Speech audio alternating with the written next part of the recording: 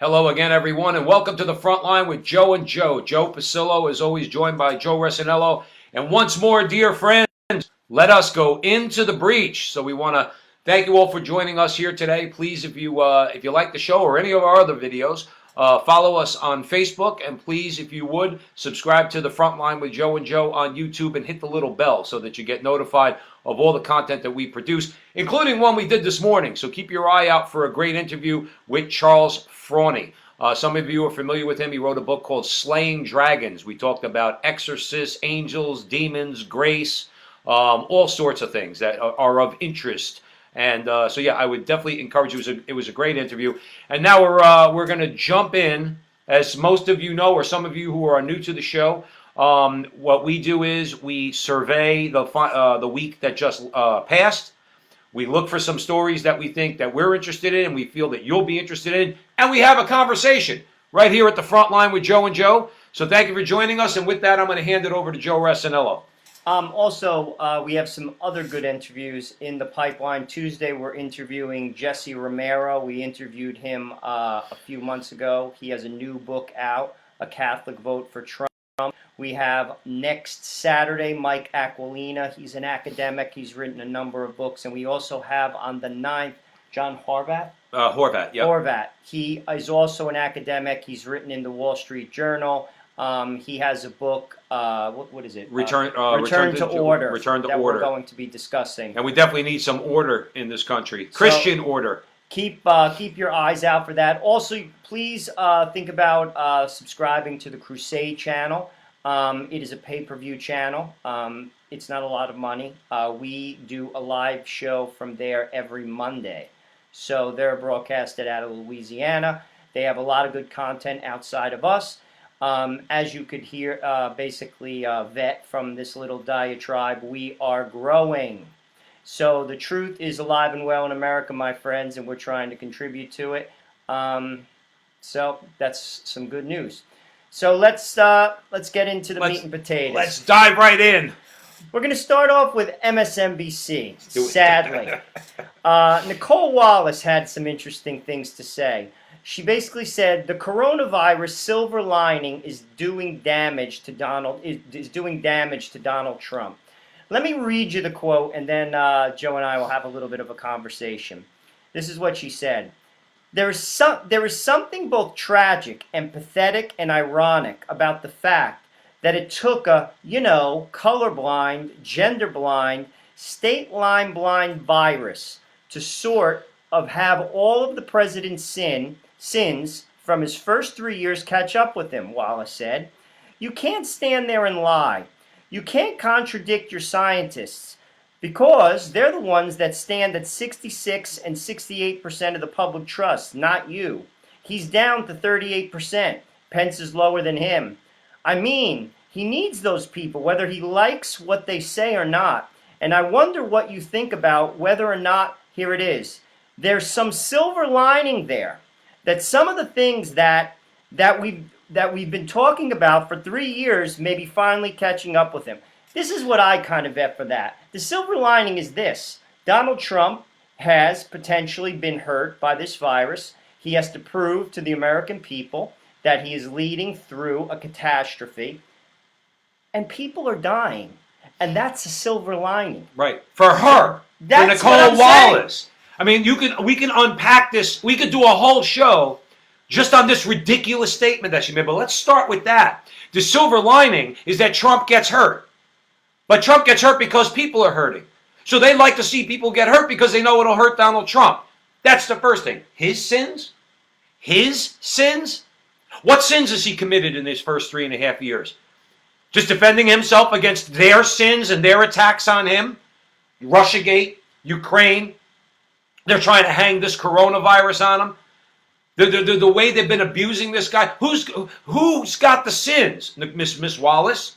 He who is without sin cast the first stone. You and your cohorts in the media, all your comrades, that's all you've been doing is lying about this guy. You've been busted in so many lies, you don't know which way to turn, but you can't admit that. So what you do is you keep piling on lie after lie after lie. What else did she say? What? Gender lines? Racial lines? You see how they try to sneak in the racism, Joe? But no, but it's just sad because I actually think at the cost of people's lives, at the cost of this virus, they're basically cheering. That's They're what cheering. That's what they're doing. She's basically saying. Joe, if they could have that 250,000 Americans dead by election day and the coronavirus still going like it is right now, they would say, we welcome that. We welcome that. No problem. Donald Trump's out. Bring in Joe Biden. These are hardcore leftists. They're not liberals. Everybody get it through your head. We're being joined by Karen, John, Claudine. We got a few others watching right now. I'm sure many are going to join along the way. You're watching the front line with Joe and Joe. Bottom line is this. They will do that because they're hardcore leftists. And leftists don't care about human life, Joe. Oh, that's a fact. We see that in their party platform. Okay?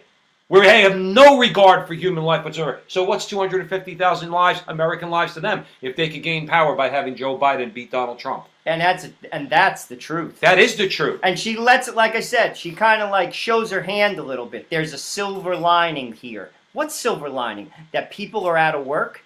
That people are losing their jobs, possibly forever. Right. Small businesses are going out of business forever, many of them. People are dying. People's grandparents are dying. Parents are dying left and right. That's a silver lining. There's no silver lining here, right, Miss Wallace. Zero. Except for the political power that they hope to gain by getting him out of office. And we're doing an interview with Jesse Romero on Tuesday, and it'll be broadcast next week. Catholics need to vote for Donald Trump. Not because he's a savior. Jesus Christ is our savior. Catholics need to vote for Donald Trump if for no other reason. That these people, these same people that think like Nicole Wallace, act like Nicole Wallace, talk like Nicole Wallace, both in government, culture, academia, Hollywood, and the media, we need to beat them, or else we're all toast. We are all, especially as religious people, we are all toast. Look at what they're doing to us now because of the coronavirus. Got churches closed. Can't even find a mass. Got to beg a priest to have confession in the parking lot. In other words, their bishop might come down on them. Okay, because that's our leadership in America as far as the Catholic Church is concerned. So we got to fight, and that means we got to vote for Donald Trump. And there's a lot more reasons. Joe and I always talk about judges, but I think that Jesse pointed out, and we're going to talk to him about it in his book, A Catholic Vote for Trump. There's a lot of reasons to vote for Trump, if for no other reason than to defeat this evil. And people like Nicole Wallace and people like her. Tommy Bradley's in the house, baby. North Arlington, love it. What's up, Tom? Some more fake news. Some more fake news. As though we didn't get enough from Nicole Wallace. President Trump was criticized Monday for having a campaign rally in March. He was criticized by a PBS reporter. While Joe Biden had 8 campaign events. Didn't mention that. Trump's campaign event was in Charlotte, North Carolina. Biden had 3 events in Detroit, well, 1 in each, Detroit, Philadelphia, and Los Angeles, all of which were hotspots for the coronavirus. They don't mention that. Right. They mentioned the 1 rally that Trump had in Charlotte, North Carolina in March. And were there people at Joe Biden's rallies? Probably not. I think it was in his basement. Right, probably in his basement. But if there were people there, were they socially distanced? Oh, please. You know what he says? You know what I'll admit when it comes to the media? Yeah, every task force briefing that Donald Trump gives where he says, this is what I'm doing, this is what I'm telling people to do, this is the information I'm receiving. He is looking, we did a clip on it a couple weeks ago, he's looking very presidential. Not because we say so, because the polls say so. And that's why Biden's out there. They're blasting Trump because he does 1 campaign rally. I think he said to the reporter too. He said something like, I had a campaign rally, something like that. He was breaking her chops a little bit. But Biden, see with the left, because they know they're going to lose, they're pulling out all the stops. So they need like an 8 rally head start to Trump's 1. Too bad for them, though, that there's plenty of people covering the task force briefing. And that's why, by the way, Nicole Wallace was wrong. Trump is not at 38%. On the virus, Trump is at 60%. 60%. Get that through your head, Nicole Wallace. So you're a liar. We're going to go to Barack Obama. Of course, he had to chime in because it was Earth Day on Wednesday. He can't help himself. Earth Day, that's a religious holiday. The religious holiday where we worship the Earth goddess, Gaia. Okay, we did, what was it? We have it on our page, on our Facebook page, where we were talking about Greta Thunberg and the environmentalist religion. So Gaia is our new god. It's the Earth Mother. So this is what he had to say on climate change. He had to enlighten his faithful on Holy Wednesday, on Earth Day. Do you find him an enlightening guy? Oh, I wonder what it's like when these people, these lefties, when Obama speaks and they all sit there like this. They're secular humanists. That's right, but he's their savior. He is. So they look at him like this. They're like, oh, he's so brilliant. Oh, he's so smart. Not like that Donald Trump. That's what they do. It's crazy. Barack Obama, just like Clinton, never did anything. They never held a real job. They never worked. Never. Ever. Community organizers don't work. They're rabble-rousers. We're community organizers. Right. I could label myself, based upon this show, as a community organizer.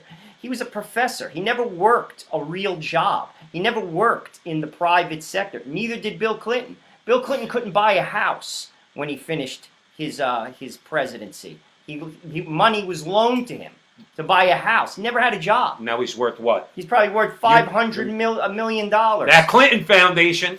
That's a good right. Stealing. Rob him, cheat him, and Dewey, cheat him, and Hal. There it is. That's it. They should rename the Clinton Global Initiative Dewey, cheat him, and Hal. That's it. So this is what Mr. Obama had to say on Holy Wednesday.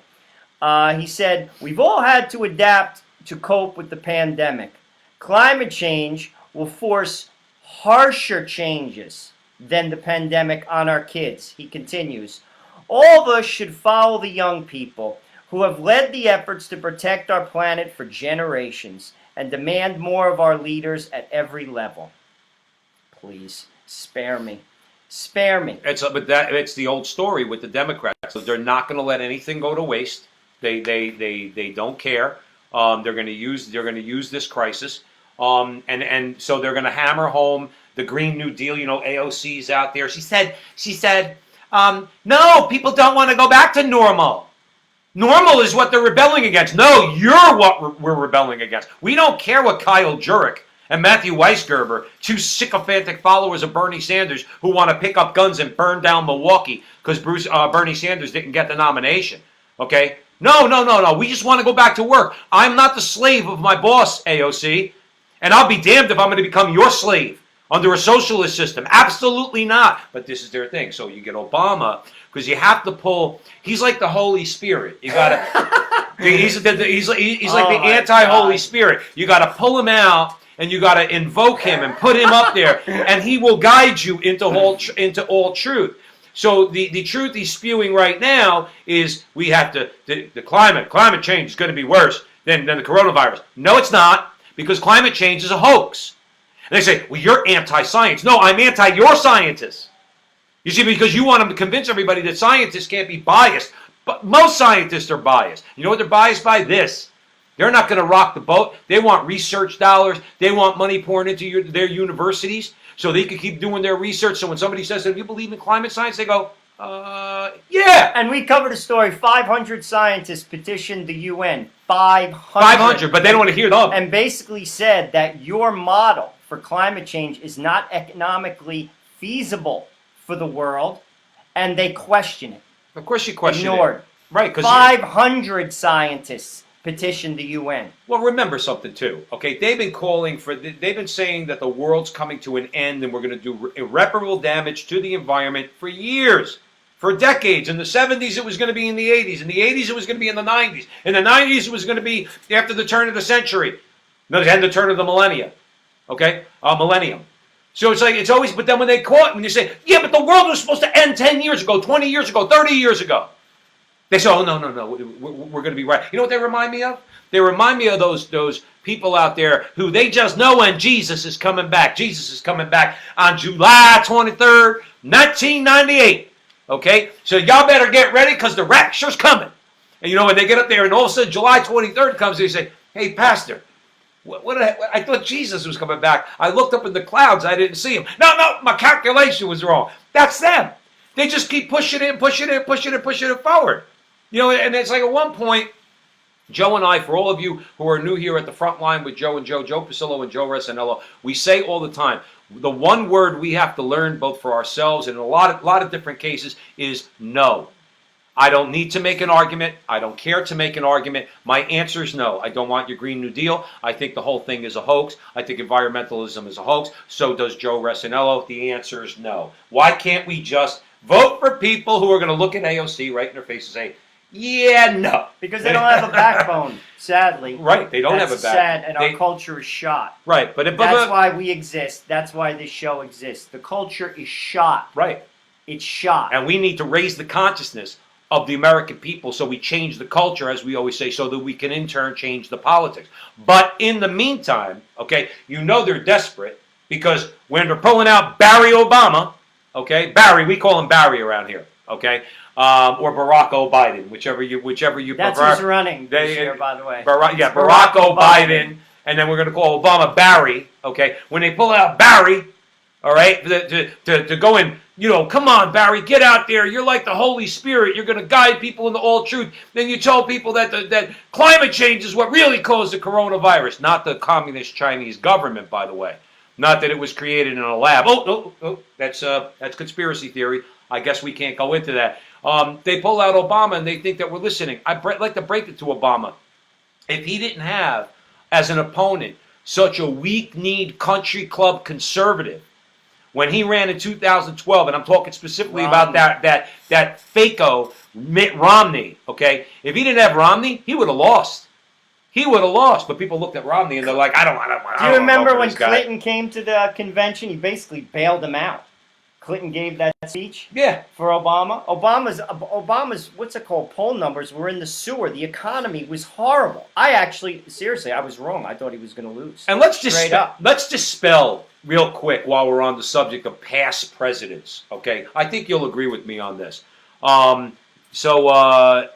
Just real quick. Now they pull out Obama. Okay, and yes, I will make the argument that Obama would have lost. In fact, Romney blew it because Romney had a chance to actually go really far ahead in the polls and possibly win, but he blew it in the debates. But let's go back when Obama, Barry, pulls out Bill Clinton. Bill Clinton, I feel your pain. All right, so Bill Clinton. They're at it again. Let's remember something about Bill Clinton. Are at it again. If you think the American people worry about nothing but money, economy was doing well in 2000. We're in the middle of the tech boom. All right, or at least it was. You know, when you're talking about stocks going up left and right, you had $5 stocks going to 100. Okay, over the course of a few weeks, market was doing well. The economy's doing well. If Bill Clinton is such a savior that they pull him out to help Obama, if you remember in 2000, Al Gore, okay, see, because Reagan was successful and then Papa Bush beat Michael Dukakis. But then Clinton was successful from what we're told, and he's such a great president. Al Gore should have never lost to George W. Bush. Ever lost to George W. Bush. Bush won Louisiana. Bush won Arkansas. Bush won Tennessee. Al Gore State. So when you want to talk about Bill Clinton, such a hero of the Democratic Party, he should have had a third term. It should have been Al Gore. Never happened. Never happened. The same way with Obama. If his presidency was so great, how did Trump beat Clinton? Well, he's about to beat Barack Biden. Barack Obama. Let me tell you something. We say at the front line with Joe and Joe, all you good people out there, we say all the time. In other words, you know, you look at Joe Biden, the guy can't put a coherent sentence. And when he can't put a coherent sentence together. It's sad. And then he yells. It's sad. He yells. Hey, remember what he did?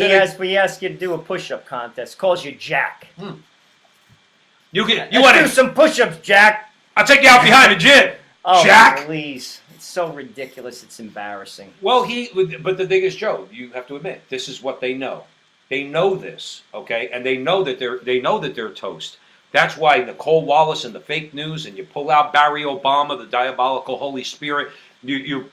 You got to pull out all the stops. Blame Trump for the coronavirus. Didn't vote do it. by mail, i.e. cheat by mail. Right, cheat by mail. Listen, you're talking about two guys from New Jersey. Please. Fact is, we know all about voter fraud in this state. When you're from Essex County, you know all about voter fraud. Okay, we know what they're trying to do. They're pulling out every because stop. they can't win. And their internal numbers. They cannot win. Well, look at their platform. They have nothing to say. Their platform is hate. I have not heard one policy in 3 years out of the Democratic Party. Other than you got abortion on demand. Well, that's not even a policy. Well, right, but you know what I mean. In other words, yes, you know, when they say, "Well, why should we vote for you over Trump?" Well, you're going to have the right to kill your baby up until even after the baby's born. Wonderful. Wonderful. That's great. You know, where in the meantime, Most women in America don't have abortions. And most, I'd like to break it to Planned Parenthood and the rest of them. Most women in America are pro-life, okay? Some of them, let's say maybe nominally, they think abortion's okay in the first trimester, which we don't agree with at all. We're abolitionists. For all you new here to the front line with Joe and Joe, Joe and I are abolitionists on abortion, okay? What do they offer aside from that? Nothing. Trump has stolen all their issues, by the way. Oh, I agree. Infrastructure, stolen. Stolen. Manufacture? Prison reform, stolen. Stolen. Tariffs? Like a bit of protectionism, which Republicans don't like, but Democrats like. Trump stole it all from you. You people don't know what to do. So let's get him on the judges, and let's just keep calling him racist. It ain't working. It ain't working. Like to break it to you. It's not happening. So, and they know that because their internal numbers are telling them that Joe Biden is going to get his ass handed to him. So anyway, you're at the front line with Joe and Joe Pasillo and Joe Resinello. We're way into the breach on Saturday afternoon on Facebook Live. Please tell your friends about us, share the page, like the page, follow us on YouTube at the front line with Joe and Joe. Subscribe and like us over there. And by all means, our producer, HolyFaith Media, great channel on YouTube and on Facebook. Please like and share that one also. So where are we headed next, Joe? We're going to Hollywood, kiddies. See, we Sadly. usually end up in Hollywood. It's unfortunate, okay? But when you're at the front line of the culture wars, okay, you're gonna get to Hollywood. And we're getting to Hollywood. Strange Things star Maya Hawke. She is the daughter of Ethan Hawke and Uma Thurman. She had some interesting things to say today. She said she's raging at her parents' generation. That's us, by the way, because Ethan Hawke is our age. He's 49. Mm-hmm. She basically says they effed us because they got to. This is classic. I mean, this is catch this, everybody. This Catch is classic. They got to drive around in cool, gas-guzzling cars, destroying our environment with no wars and no plagues. But now her generation doesn't get to do the same. This is what else she said. We're in our 20s. We're supposed to be having fun. Catch this. Catch this. And doing drugs and partying, added the Strange Things actress. But instead, we're going to Soul Cycle and trying to outlive our planet. We have a horrible president, and it's just really irritating. They really effed us. Now, thank God she doesn't. One thing I think is unfair as we're being joined by. It's embarrassing as we're being joined at the front line. Christian's checking in, Maria Bellini's checking in, Connie's checking in. Good to see you guys. Not all young people are like this dimwit. Okay. But another note too. If I said, forget about it, if I was a Hollywood star as a kid. Okay, growing up with my father. If I said I want to do drugs. This is what I would have gotten so fast. He would have said, "What? What drugs?" Boom! I would have got cracked, but I would have got DIFUS would have came and taken me away. This girl's bragging. Like again, we talk about parenting on this show all the time. Does Uma Thurman and Ethan Hawke think their child is living some sort of a liberated life? She could go out there and say, picture of her? Her chest is hanging out. You're just like, she's oh a my mess. Gosh. She's a mess. And she's talking about partying, which of course means getting laid, okay? And she's talking about doing drugs. And her parents read this and do what? They should read this, and then when she goes home, she gets a backhand and gets sent to her room. No, she wants to, we're the lucky ones. You just want to go out. I mean, I don't get it. Well, this is indicative of the culture. It's indicative of the culture. Sad. It's sad. This is the future of America. This woman right here. Well, I will say that in my experience, okay, even working in New York City, I come across a lot of young people, and of course a lot of people who I'm friends with on Facebook are some well-known people out there who, let's say, involved in organizations, particularly in the Catholic Church. There's more hope than you think. This girl, I mean, there's going to be a fight in that generation. All right, the same way that there's a fight in every generation between right and wrong, between good and evil. This girl has obviously embraced sexual liberation, partying. What Joe and I always call, we didn't make it up. By the time she's 50, she'll be a mess. She'll be divorced twice. Right, about five abortions. She'll be in and out of. She'll probably been in and out of rehab 3 times. This is the result of that. You see, you know something? I'm going to tell you a little secret. You tell a tree by the fruit it bears. That's how you tell a tree. And life is not a sprint. It is a marathon. Those who go out like this crash and burn. Mm-hmm. I've seen it with my own eyes. Right. I've seen it with my own eyes with people I know very well. Life is a marathon, and you reap what you sow. There's no such thing as karma. You reap what you sow. I said that to somebody once. They looked at me like I had three heads. They said, It's the truth. They said, don't you believe in karma? No. I said, no. I said, I'm a Roman Catholic. I believe, and I said what Joe said. I just believe you reap what you sow. In other words, so if you sow, the seeds of trees that are going to bear bad fruit, okay, well then eventually you're going to reap that. And this girl and people like her, like Joe said, they'll convince you because they have a big bank book that life is grand. But like you said, behind the surface, when you see a number of divorces, a bunch of abortions, one kid's gay, one kid's on drugs, you might get one kid who says, screw you, mom and dad, I'm actually going to go and learn something in school, and they'll rebel against them. But they think this is something to applaud. In other words, does Ethan Hawke and Uma Thurman understand what they obviously have raised this girl? Actually, they did. I know, well, that's what I mean. I used the word they're loosely. Not committed to each other. They're divorced. They're remarried. Once again, this is you reap what you sow. It's the truth. That's it. And I hope that generation realizes just the emptiness. Again, Joe and I grew up in the '70s, so we came up in a generation right after the sexual revolution. Okay, it was not as bad as it is now. And chicks like this, no, and Tom said just saw her picture. She is not handsome. No, she's not. I said she looks a mess. But this is what you get when you have parents that think good parenting means just let your kid do what they want. Don't do anything to try to keep your kid on the right path. God forbid you keep them on a Christian path. God forbid you teach a young girl to keep her legs closed and teach your son to keep it in his pants. God forbid you do that. Oh, you're such a restrictive dictator type ogre father. That's what you are. Yeah? I'm going to be an ogre father. You reap what you sow. You reap what you sow. And the fruit will bear itself in time. It's a fact. Like I said, I'm 49 years old. I've seen this road. I've seen this road for myself. I've seen this road for people I know. It is a fact. Yep. That is the truth. I'll tell my kids this, whether they listen to me or not. You just save yourself a lot of heartache and pain. And that's the truth. That is no lie, Mrs. Hawke. That's right. So anyway, we're at the front line with Joe and Joe Pasillo and Joe Resinello. We're way in the breach. Serena's joining us. Hi, Serena. How are you? Good to see you here. I think Serena's a first-time guest, so welcome. Where are we going next? We are going to... Is there any good news in No, LA? this is good news. 6 states are ending the shelter-in-place order on or before April 30th. So let's go through them. Georgia, South Carolina, Alabama, Tennessee, Florida, and Texas. Now, let's break it down by the numbers. Where we live, this has been rather harsh, particularly for older people. I'm going to be completely honest with you. I'm a healthy 49-year-old. I don't fear this in the slightest bit.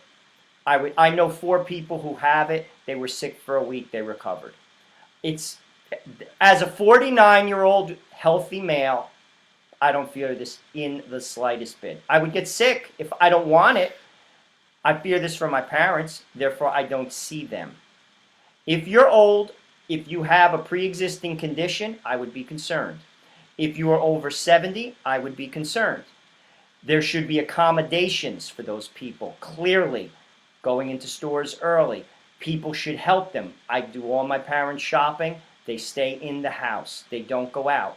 I am concerned for them. I'm not going to lie. As for me, I'm not concerned at all. Not at all. Sorry, I'm not. Well, by the way, that makes you I think somebody said that you're a terrorist. I guess I am. If you think that way, and you're just brazen.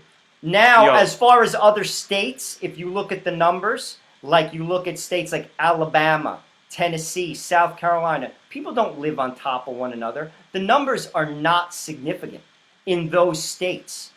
This is a fact. Mm-hmm. They're significant in New Jersey. They're particularly significant where we live in North Jersey. They're very significant in Queens, in the Bronx, and in Manhattan. But if you go to rural states, I actually saw at one point in West Virginia, I think 60 people in the whole state died from this.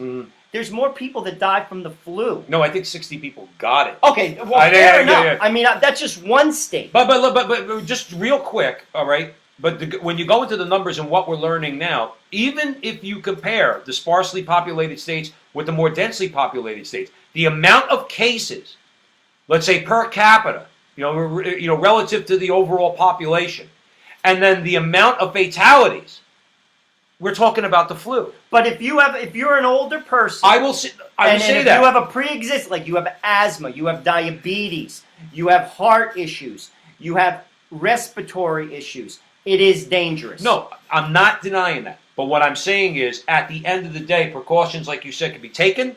Okay, I'm 52, Joe's 49. Okay, I could go back to work. Okay, that's the bottom line. Okay.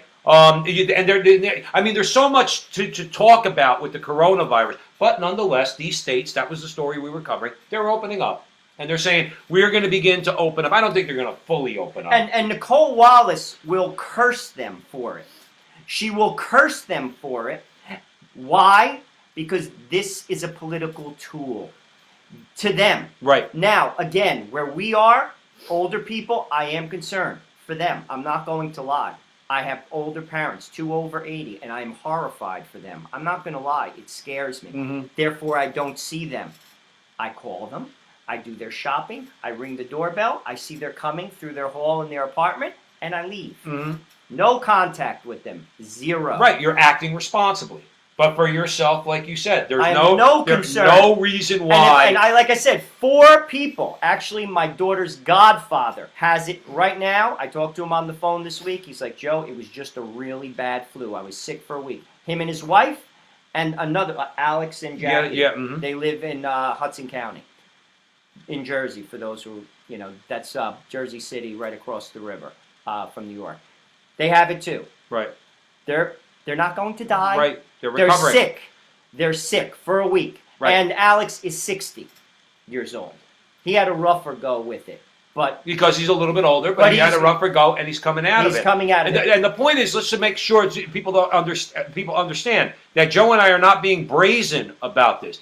And Tom just commenting on it too, about the percentage of the overall population. At the end of the day, this thing is acting no different than the flu. Aside from the precautions that Joe said, older people and underlying conditions, it's like the flu. We're getting flu-like numbers. We may have to live with coronavirus. It might be the new flu. Could be. All right? But we build up the antibodies. Some people, unfortunately, are going to die, but people die of the flu every year. Every year.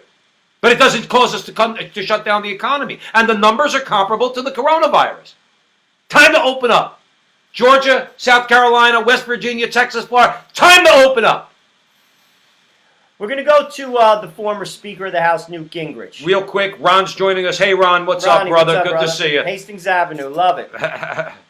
What's it called? He had some things to say about stay-at-home. This is Newt Gingrich, the stay-at-home order and the ongoing corona pandemic. This is what he had to say, and I think it's actually interesting.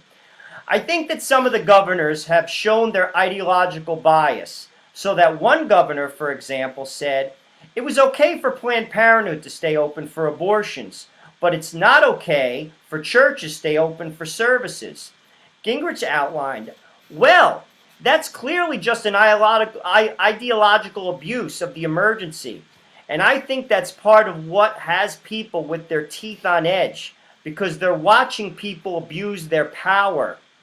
You look around the country. One of the major responsibilities right after defeating the virus and restarting the economy, pay close attention. The third big effort is going to be take back the power from the politicians, because you cannot allow them to decide that they're little petty gods who get to factor life and death for all the rest of us. He is spot That's on. right. And he is spot on. And Donald Trump is the one who's trying to resist them, and he's trying to make sure that they don't take that much power. I mean, but look at what they're doing. But look at what they're doing in the states. That Ralph Northam, Oh, I think he's possessed. I really do. Honest to God. I mean, if any of you don't know, he's the governor of Virginia on Good Friday. Do you have that, by the way? Yes. No, yes, we do. We're covering it. We're going to cover it. He signed hundreds of bills. Next, actually, we're covering it. Hundreds of bills, and we'll talk about it in a second. Okay. But these governors and what they're doing, Whitmer up in Michigan. Why do you think there's a revolt? Why do you think there's protests? Sheriffs are refusing to basically enforce her law. Because the sheriffs understand what constitutional rights and civil liberties are. How about Huntington Beach, California? Protesting. Ohio, protesting. Other parts of the country, protesting. Because why? They love to use, the media loves to use the word overreach, and it's an appropriate word. It's exactly what it is. It's overreach. They're going to try to get away, and this is to Joe's point, they're going to try to get away with everything they possibly can. But you know what our default position needs to be? You have as much power or less than before the coronavirus, when this is all said and done. And you know who's going to try to make that happen? I believe in his second term is Donald Trump. I believe that. He's got plans to start moving federal agencies out of Washington, okay, and making them regional. In other words, taking the power, let's say, blowing up K Street, where all the lobbyists are, okay? You want to lobby? Go do it in your own region. Don't do it here. Trying to take the money and the power out of Washington and bring it back to the people. Subsidiarity. All you good Catholics out there know that word very, very well. The federalism in America is subsidiarity. That's what it is. Problems are solved best and are easily or more readily dealt with on a local level. The bigger the government, the smaller the people. And that's how you remember what he just said. And the bigger the government, the smaller the people. That's right. That's right. And that's what we got to remember. That's another reason why we have to vote for Donald Trump. Not because, like, again, we're going to say it all the time, not because he's a savior, but these people are looking to amass much more power than they have during the coronavirus. Much more. And how do we know that? Look at Whitmer in Michigan. Perfect example, by the way. She's a witch. I think she's Bruce Jenner. Everybody, don't do it now. Don't do it now. Don't leave the front line with Joe and Joe. I think she's Bruce Jenner. But go Google her. She looks like Bruce Jenner. And then Google Bruce Jenner. And by the way, we know that we're doing violence to Bruce Jenner because we're misgendering him. We get it, okay? We understand you're doing violence to me. Remember at that town hall? You're doing violence to me when you misgender me. Sorry, his name's Bruce. That's what he is. But the bottom line is, yeah, Whitmer looks like him. She is. The woman. I think she's gonna what's it called? Pole vault on a weed. Listen. She should be. She probably she can get on her broomstick and go right over the. That woman is seriously aware there's something wrong with her. Okay, there's something seriously wrong with her. The power that she's trying to, like, she's got these orders. It's not like Joe said. 4 of the sheriffs in Michigan said we're not doing this to people. You could go and get an abortion, but you can't paint your house. You can't be in your house painting the inside of your house. You can't buy seeds for gardening. What do you do when you garden? You're socially distanced. You're in your backyard. You don't have anybody around you. You're finding peace. You're at one with nature. All right? Can't buy seeds. The things that she's doing. If you have 2 homes, you can't go in between one home and the other. At your own home. Your own home.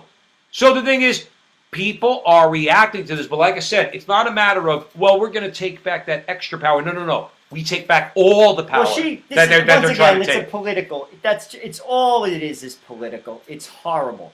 It's horrible. Right. And it's to be honest with you, it's at the cost of the American people. They don't care about you. When are you going to figure it out? These people that vote for these fools, they don't care about you. Well, you know who's realizing at all. You know who's realizing that, Joe? And we covered it on a different show, Kristen Day and the 22 million pro-life Democrats out there. They're generally speaking more conservative. They're probably, the Democratic Party was the party of their fathers and grandfathers and mothers and grandmothers, okay? Pete Buttigieg and the rest of them told them straight up, we're not changing anything on abortion. Do what you got to do. They're not in those words, okay? But that's really what they said. Bernie Sanders called them infiltrators. He called them infiltrators in the Democrat Party. And we say it all the time. Republicans, wake the hell up. Go and get those voters by moderating your country club image. Change your image. Look more like Donald Trump, who, we talked about it, who actually does care about the American people and the working class. Do you believe that? Well, I'll be honest with you. A lot of union guys, like the one that Joe Biden said he wanted to take outside, who, by the way, would have beaten the living snot out of Joe Biden. He was what was it? It was a car manufacturing plant in Michigan. Oh, yeah. Those are the people who are voting for Donald Trump. And that is the bread and butter of the Democratic Party. What did Biden call him? He said something like he called him a punk or something like that. Or he said, I do remember he said. Oh, he said you're full of crap. Yeah, but he didn't use the word crap. Yeah, and then he said, I'll take you out. So let's go outside. The guy would have beat the living hell out of him. And that's how you respond to a voter? A guy is in an auto plant. You could assume... Who's in his early 30s. Right, but you could assume he's voted Democrat if he's in an auto plant. Right, okay? And that's why... I got news for you. I'm going to tell you just 3 things why the Democrats are going to lose. You could hold me to it. That guy is not voting for Joe Biden. They need all union vote. That's number 1. Number 2, the Sanders supporters are not enthusiastic about Joe Biden. They're not going to show up. That's why they want to cheat at home. Vote at home. Mm-hmm. And number 3, there will be a greater than 20% African American vote for Donald Trump, which has never happened in the history of America. And those 3 factors, you heard it right here, sink Joe Biden. Guaranteed. With those numbers, Joe Biden goes down in flames. You'll hear him go, ah! Because they need every single one. Those 3 groups that I just mentioned, every single one of those votes they need to beat Donald Trump, and they're not getting them. And they'll get the majority. The thing is, no, but they need to get a certain amount. Like they have to get a percentage of the vote in those groups to win. That they're used to. Like 92% African American. And they're not getting that. Because let's face it, Catholics who disgraziad Catholics who voted for Barack Obama, okay, many of them voted for Donald Trump, so that they chipped away at that.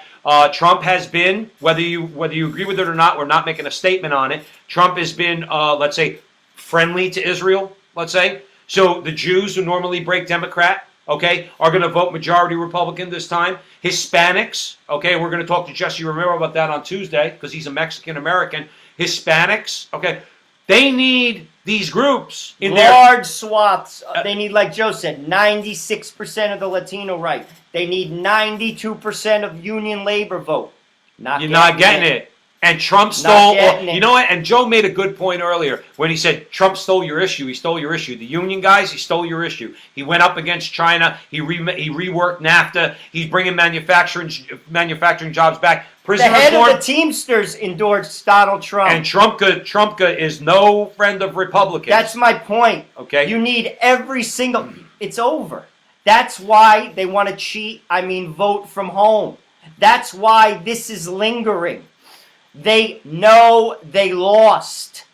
They are not winning. Even Barack Obama, when he endorsed Barack Biden,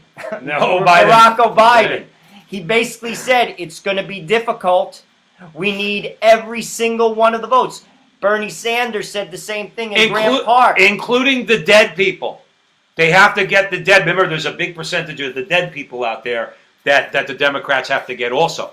So we always have to keep that in mind. As Sue's checking in, hi Sue, how are you? So yeah, if you think about it, Trump is going to go out there in the debates. He's going to tell union people, I went up against China, I reworked NAFTA, I'm bringing manufacturing job back, so I'm going to continue to bring them back. That's number 1. He's going to go out there to African Americans and say, I know that again, absent coronavirus, the numbers in your community are strong. I asked you in 2016, what do you have to lose? Some of you took a chance on me. More of them are going to take a chance on him. And you want to know why? He stole another issue from them. Prison reform.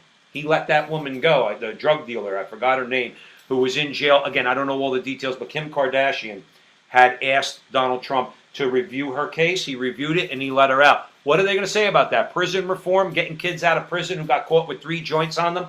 You know what I mean? And they're in jail for 10 years, things like that. Trump stole that issue from them. That's why he's so much... His political instincts, whether you think he's... No, but he's stupid. Well, he's stupid. Except the fact that he's eating your lunch. That's exactly right. Okay, and why do you think we have to... We're served up racist every day. He's racist. He's misogynist. He's homophobic. Hasn't said boo about that community.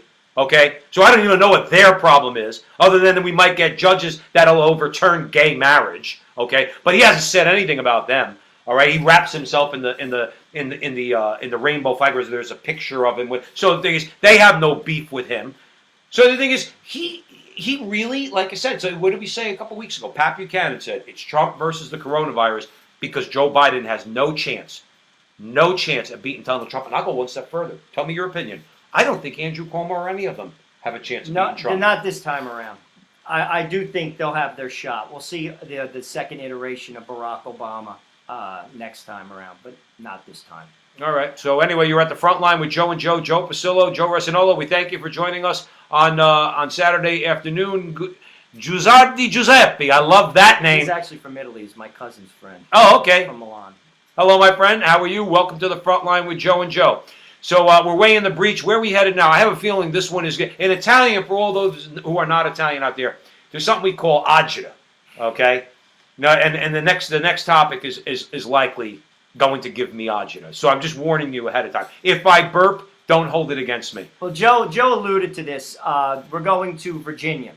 The Virginia Democrats, this is on Good Friday, forced their citizens to deny the reality of the male and female. Now hear this story. So a new law was signed on Good Friday, which prohibits all places or businesses offering or holding out to the general public goods, services, privileges, facilities, advantages, or accommodations from denying access based on gender identity. Now let's define what gender identity is by the law. Gender-related identity, appearance, or other gender-related characteristics of an individual with or without regard to the individual's designated sex at birth. Now, the law makes no consideration for female athletes in Virginia. Let me break it down in common terms. It makes no considerations for female athletes in Virginia. So basically, if your son tries out for the soccer team and doesn't make it, he could then go and try out for the girls' soccer team and dominate. He's just got to grow his hair, maybe act like a girl, change his voice a little bit, and boom. And all he's got to say is, "I feel like a female today." That's what this law says. And he could try out for the girls' soccer team at any high school in Virginia. And he'll win, and he'll excel and dominate every single time. Let me go on. For any woman or girl who is not comfortable sharing intimate spaces with male adults, you're out of luck. So, let me break it down for you. You have a 14-year-old girl. She goes to a public high school. She's shy. In high school, the ages range from 14 to 18. So there is a boy who is a senior. He is 18. And you're in gym. That boy can shower with your daughter. And in the state of Virginia, no accommodation for your daughter. Right. All accommodation for that sick and twisted young person who should get help. Right. We should be reaching out to that person. We should not be basically like coddling something that is clearly an issue.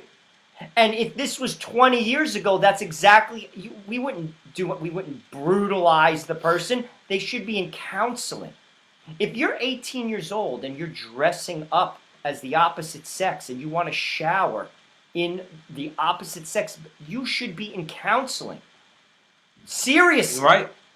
There's something, and I'm not being mean. I'm being just, to be honest with you, I'm being an adult. Well, anybody and who's 20 years ago, that's exactly how it would have been handled. Right. Anybody who's got a disorder, and psychiatry and has science said, by the way, it is a disorder. It's a disorder. Johns Hopkins says it's a disorder. So if they have a disorder, don't take our word for it. Right. You go to those who have done extensive research on this, like Dr. Paul McHugh. Okay, a lot of people mention Dr. Paul McHugh. You want to know why? Because the guy's an expert.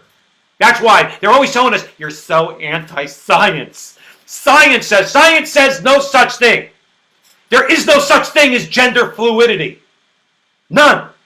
It's what you try to instill in these kids from the time they're 5, teaching them how to masturbate, talking to them about anal sex, things that you have no business exposing our children to. And then they grow up confused, and you say, well, it's just natural. No, you indoctrinated them. But I swear, Joe, I swear. When it's crazy. You know, and the thing is, what are they going to say? What are they going to say when an 18-year-old kid puts his hands on a 14-year-old girl, and the father, see now that 18-year-old kid's an adult. That 18-year-old male of the species, disordered or not, okay, is an adult and puts his hands on a 14-year-old girl. And what are they going to say when the father of that 14-year-old girl goes and slaps the crap out of that kid? What are they going to say? Because he's got to, because the law says you can't touch him.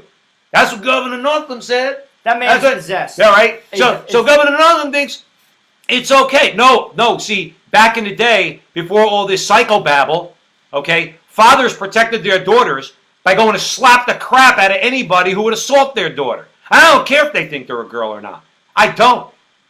But the point is, under the law, Joe, they shouldn't be in the room to begin with. They shouldn't be in the shower to begin with. That's common sense. Well, the common sense has gone out the window with these people. But here's the thing, and this is what I really want to bring out. Governor Northam and people like him, you see, he has chosen sides, people. It's time for you to choose a side. And he is defining winners and losers. That girl, that 14-year-old girl, she's the loser. She's the loser. Those girls who want to play a sport, who now have to wrestle against the boy who's going to kick their, you know what? Right. They're the loser. Right. It's not the boy. But give a hopeful thing to those, especially those who are new to the show, okay? We covered this about a month ago, but in Connecticut, okay? And that hate group, that's why I hate the left so much. Now, it's a hate group. Alliance Defending Freedom is such a hate group. Right? Al Franken told Amy Coney Barrett, you gave a speech in front of this hate group. She said, excuse me? Alliance Defending Freedom? I didn't know they were a hate group. Anyway, so you have Alliance Defending Freedom is suing the Connecticut Sports Authority, the high school sports authority, because 3 girls are losing every single track meet to 2 boys dressed as girls who are running with the girls, okay? And they're crushing it. And the girls are losing opportunities. They're obviously losing the direct competition in the races. They're losing awards. They're losing everything because of political correctness. And it's time, like Joe said, it's time we have to choose sides. And we have to say to these two young men, sorry, boys. Don't call them girls. Sorry, boys. Go straighten out your hair. Go get a haircut. All right? Stop acting like a girl. You're a man. All right? And tell your parents to get you to therapy. But in the meantime, if you don't want to do that, you don't run in the girls' track meet. You don't go into the girls' locker room. And I hope that this is going to go, by the way, this is going to get, there's going to be a suit over this. This will go to the Supreme Court. I think it was Anthony Kennedy, of all people, Mr. Conservative, who upheld Roe versus Wade in Casey and gave us Obergefell, legalizing gay marriage. However, having said that, Justice Kennedy, all right, Anthony Kennedy, I think he said in one of the cases involving this, you have no right to enforce your political ideology on somebody else. In other words, that's really what he was saying. I mean, that's just what he's doing. You see, they always say, people, like, we are in a fight here. This country, believe it or not, this country is at war. Believe it or not, culturally speaking. And how we defeat this enemy, and it is an enemy, is by voting. You get rid of them. Just like Bernie Sanders was defeated. Thank goodness. Thank goodness we have to defeat this enemy. And I'm hoping that the Democratic Party recalibrates to sanity. I'm still not going to vote for them, particularly on their position on abortion or on marriage. But I am hoping that this defeat will basically smack some sense into them as a group of people. Because this type of stuff, this man's a medical doctor, the governor of Virginia, Governor Northam. Yeah. He's an educated man. Doesn't use his intelligence 20 years ago, he would be in prison. Right. For this. Right. Prison. Right. And that's what we're dealing with. At the front line with Joe and Joe Pasillo and Joe Resinola. Deacon Bill Attirio in the house. What's up, Deacon Bill? Hectoring you to believe and support the big lie is what they need to cow you into submission. Exactly right. Exactly right, Bill. And that's what we're fighting against. That's why we're on the front line with Joe and Joe. That's why we're on the Crusade channel, because Mike Church is making it happen, doing the same thing. The Catholic podcasts out there, all the Patrick Coffin, E. Michael Jones, all these people. Okay, all these people are saying, hold it, hold it. And by the way, they're getting more than audience than just Catholics too.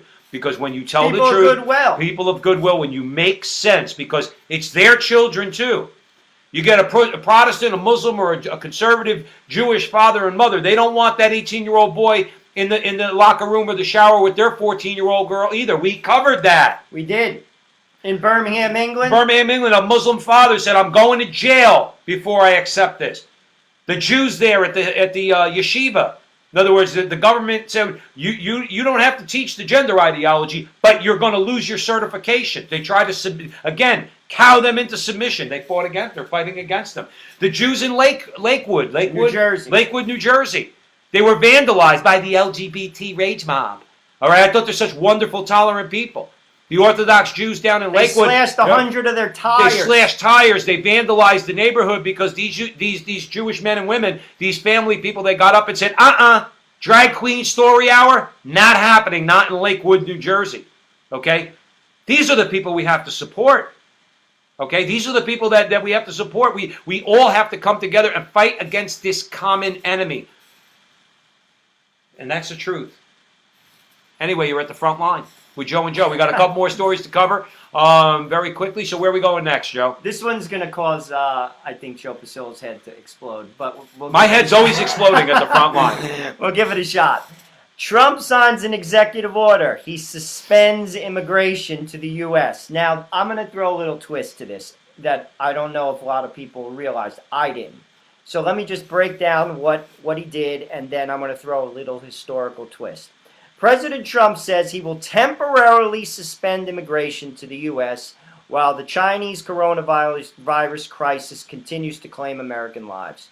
This is a moratorium that has not been enacted in 4 decades, while at least 22 million Americans are unemployed due to the mandatory business closures by state governments. Now, this is the historic fact, and I did not know this.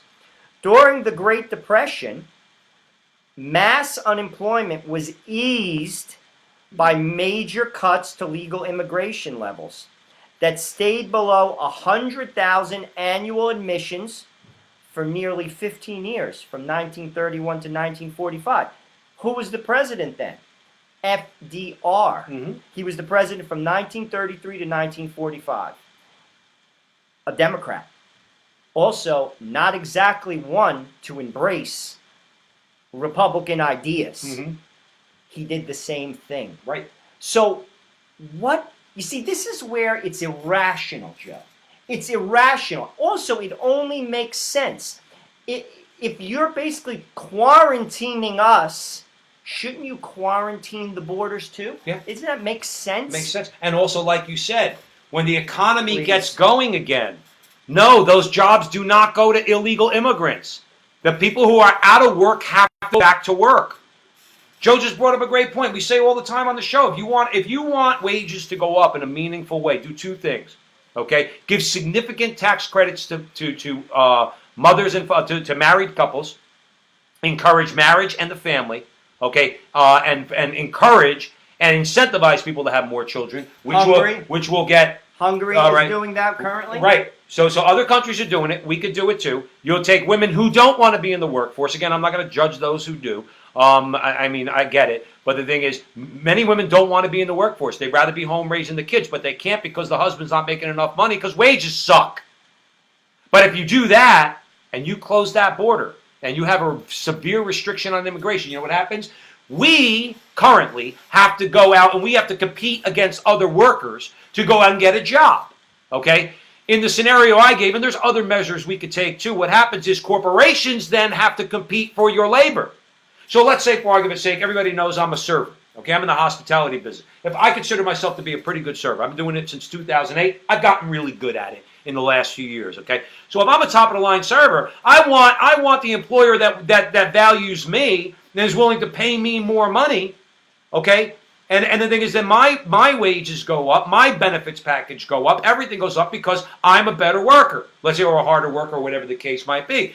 But then if somebody else, another corporation, another restaurant comes along and says, Joe, I know you got a good reputation. I'm going to pay you more than that guy. Again, they have to compete. And if they have to compete, wages go up. But they don't want wages to go up. And there's a lot of reasons for that, which we don't have to get into now. But you have oligarchs on the right and oligarchs on the left, who, if there's one thing that they really love, is driving down those wages. And they won't do things like that. Remember, David Koch was for open borders.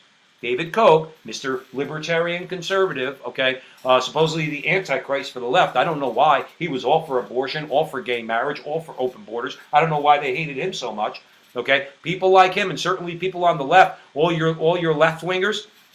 Did you read the story about, let's just take a perfect example of a left-winger like Jeff Bezos, okay? Did you read about the emails that they got from Amazon? Very interesting. This is Mr. Lefty, Jeff Bezos, okay? You know, he has the factories where, you know, like all the workers in the warehouses, they move out the product, okay? They want more diversity because with more diversity, ethnic diversity, all sorts of diversity. This is him sending this is in the emails. The goal is more diversity in the workforce at Amazon because there's less of a chance of them unionizing. That's classic. I thought you were for the working man. That's classic. Mr. Bezos, you bought the Washington Post. No bigger liberal and rag than that. what is he saying to the minorities? Right, to say, you know what, we know we can take advantage of you. Bingo. You see, where is the black leadership on that? That's right. what he's saying to right. you. He's basically saying, we could take advantage of you. Yet we keep voting the line. Fools. Well, in fairness, I think with the election of Donald Trump, and I think with the drubbing that he's about to give Joe Biden, I think Americans are waking up. Joe mentioned Hungary. It's not just here. The Italians, a couple weeks ago, in response to this, they were burning the European flag. Obviously, we know about Brexit, and the British have left the European Union. Hungary, Austria, okay, is taking measures. Poland, okay, and what do they all have in common, along with Donald Trump? They're the most evil, dangerous people in the world. They're Christian, actually. No, that's exactly right. And remember, underlying it all, Hungary is Christian. Poland is obviously predominantly Catholic. They consecrated the country to the to the heart of Jesus. Right. The Sacred Heart, and the president's son's a priest. Okay, so there you go. How's that? But what's the common thread going through, and throw in the president of Brazil too, Bolsonaro. What's the common thread between him, Trump, Austria, Hungary, Poland, Brexit, the Italians burning their flag, people protesting against all these measures in the United States? You're all so dangerous. Why don't you just want a one-world government? Go listen, not because it's a great song, it's the opposite. Go listen to the song Imagine by John Lennon, and you'll see the whole oligarchic agenda in one song. No religion, no property, no nations, just one brotherhood of man. It doesn't work, and it's a lie. It's slavery, and people are starting to wake up to that. So I just want to comment because you mentioned it. People are starting to wake up, and like Bill said, we're not cowing. We're not bowing down to your false idols.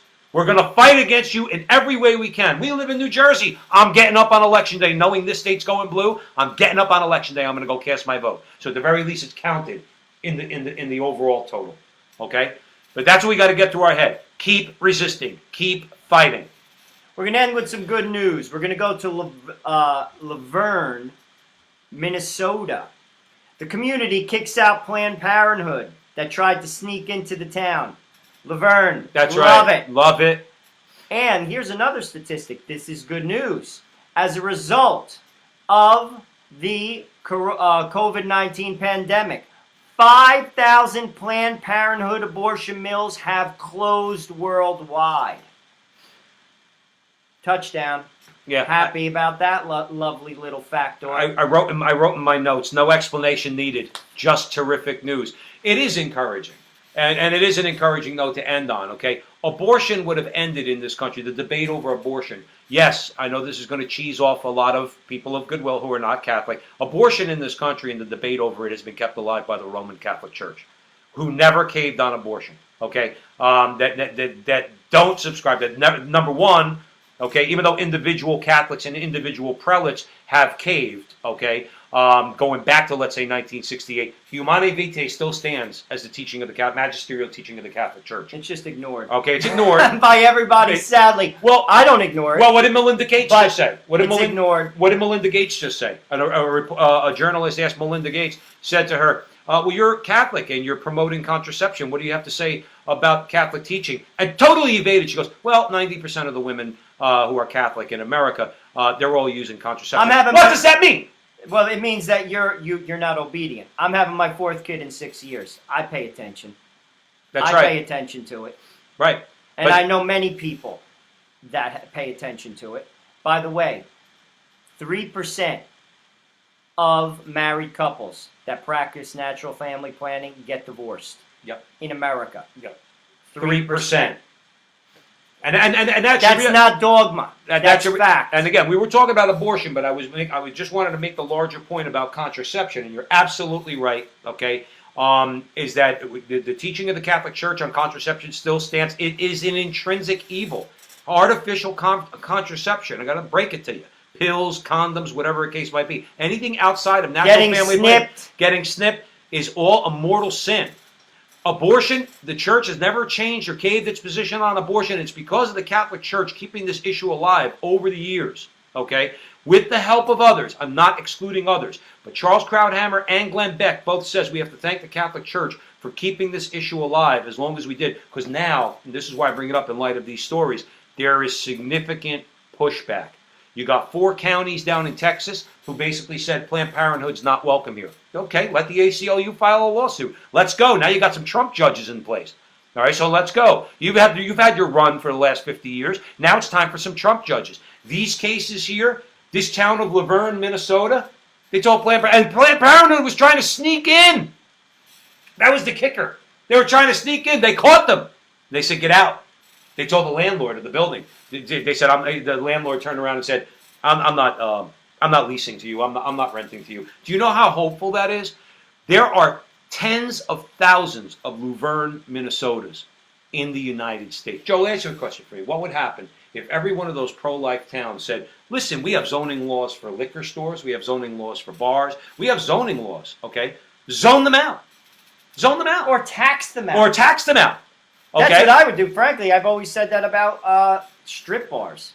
Right. All right, you're free to be here. I'm free to tax the living hell out of you because you bring no value to the community. Right. I'm taxing the snot out of you. Right. And therefore you won't open. Do you know because it was not profitable for you to be here. Right. And we know Planned Parenthood's all about profit. You're free to be here. Right. I'm free to tax you. And that's exactly because you bring no value to a community. What? So your husband could go to a go-go bar and watch some girl dance around naked and then go cheat on you? Yeah. That's value? No redeeming social value. Zero. There. Okay. These places bring no value to the society. Planned Parenthood wounds women. It's not pro-woman. Women who have abortions are wounded. And here's another thing. I hear it all the time. Oh, you care about the baby in the womb, but once the baby's out of the womb, you don't care. That's not true. There's so many people who want to adopt in this country. There's so many people who want to adopt in this country. For crying out loud. And what do you teach your kid to have your daughter have an abortion? You basically teach that girl that there's no such thing as accountability. Mm-hmm. Zero. Well, that's what the sexual revolution teaches, right? In other words, that's what they preach. In other words, you can do what you want, right? You do what you want, and there's no consequences. Contracept, go ahead. Don't worry about it. You're not going to hell. Don't listen to the Catholic Church. So contracept. Then with the contraception, Abby Johnson covers this. All right, the former Planned Parenthood worker. She's very famous. Everybody knows who she is. She covered this. She said, flat out, the contraception is designed to fail. All right, that Planned Parenthood gives these girls. Their goal is they have a business model. Talk about a diabolical business, by the way. Okay, but they have a business model. By the way, she was an executive at Planned Parenthood. Yeah, she wasn't some low-level employee. She was an executive at Planned Parenthood who flipped. By the way, Roe v. Wade, what's her name? Norma McCorvey. Became a Catholic. And by the way, and renounced her position on abortion. Those who may not know that. And I said something wrong when a couple months ago, and I believe I corrected it, but if I haven't, Norma McCorvey never did have an abortion. I didn't know that. She never did have an abortion, okay? But they used her, and they saw Dr. Bernard Nathanson called it for what it is. Okay, but my point is that when you look at the map of the United States and you look at towns like Luverne, Minnesota, let's just take New Jersey, it's a blue state. Morris County is a Republican county. Bergen County, New Jersey, is a Republican county. Northern Bergen County is not. You could kick Planned Parenthood out.